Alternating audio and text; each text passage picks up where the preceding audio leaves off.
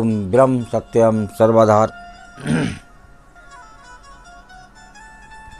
आज एक संत कबीरदास जी अपनी बाड़ी में उस स्त्री की बात कर रहे हैं जो हर दिन नए पति की चाह रखती है।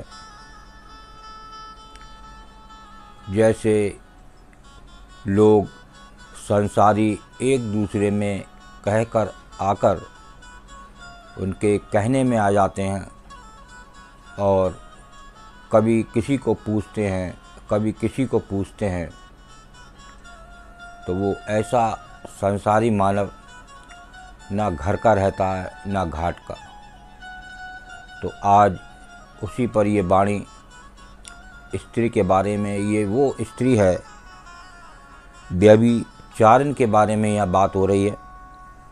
आम स्त्री के बारे में बात नहीं हो रही। जो स्त्री व्यभिचारण स्त्री कहा जाता है, जो हर पल दूसरे पति की चाह रखती है। तो आइए श्रवण करते हैं कबीर वाणी।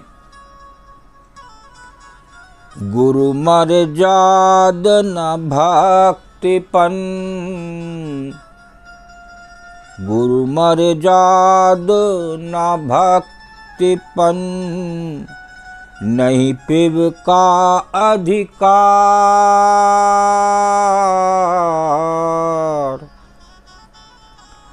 कहे कबीर व्यभिचारिणी, कहे कबीर व्यभिचारिणी, नित नया भरतार कबीरा, नित नया भरतार। गुरु मर्याद न भक्तिमन, नहीं पिब का अधिकार। कहें कबीर व्यभिचारिणी, नित नया भरतार। जो गुरु की मर्यादा को नहीं मानती कि ये गुरु क्या क्या संदेश है, और गुरु की बात को नकारना, ना ही जिसमें भक्ति का प्रण है, ना अंदर से भक्ति का भाव है, उसका आनंद भोग विलास संसारी ही है। यहाँ ऐसे स्त्री की बात हो रही है कि उस पर स्वामी का अधिकार भी नहीं रहता,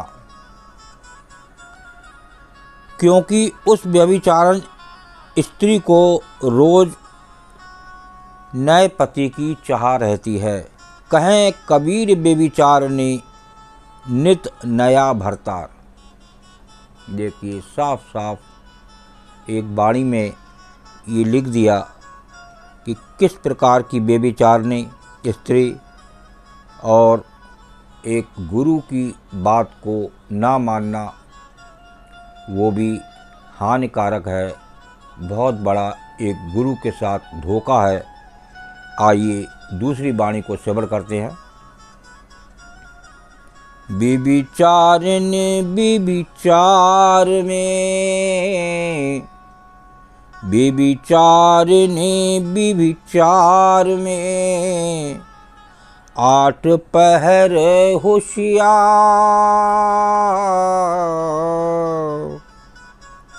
कहे कबीर पति बरत बिन, कहे कबीर पति बरत बिन, क्यों रीझे भरतार कबीरा, क्यों रीझे भरतार।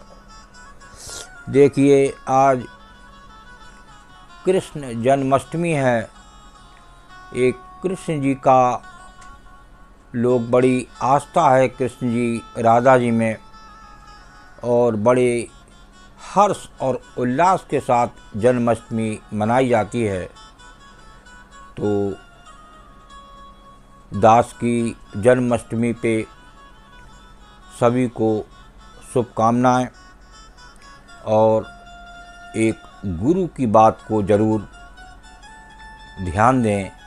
बिना गुरु की बात माने कोई बात बनने वाली नहीं है।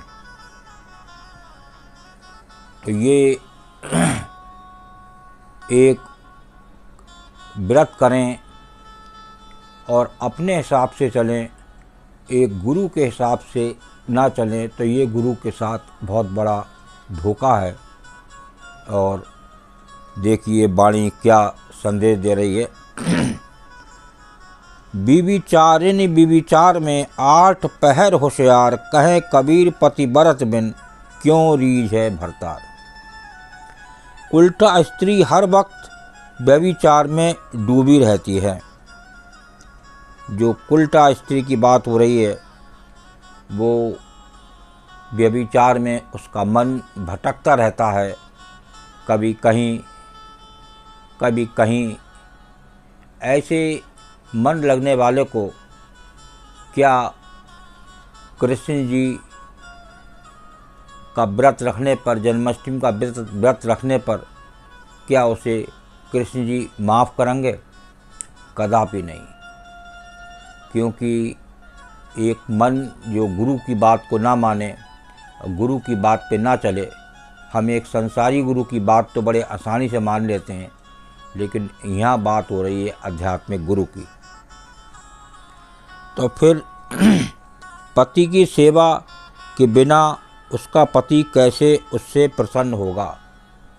अब आप अपने पति की ही सेवा करने में चूक रही हैं, तो ऐसे में पति कैसे उससे प्रसन्न होगा?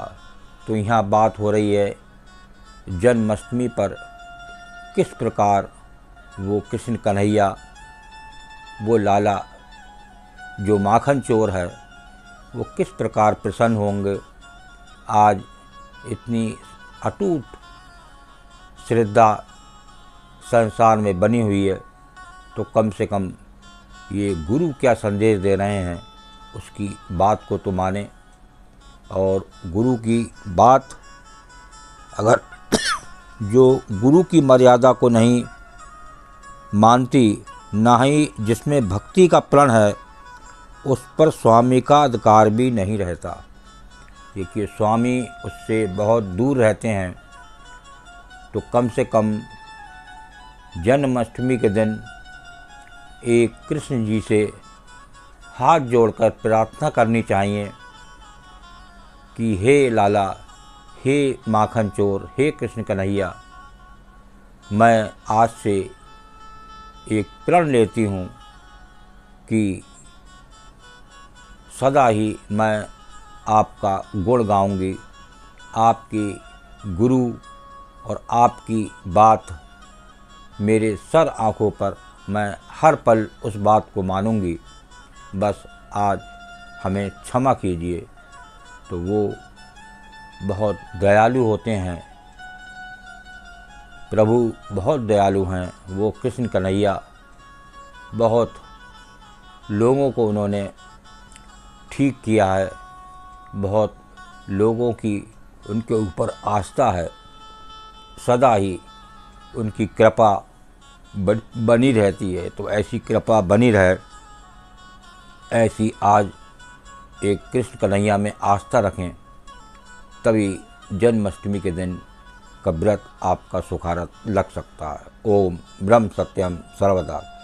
दास की कबीर वाणी अच्छी लगी हो तो ज़रूर शेयर करें। फिर एक बार दास की जन्माष्टमी पर एक सभी को शुभकामनाएं। ओम ब्रह्म सत्यम सर्वदा।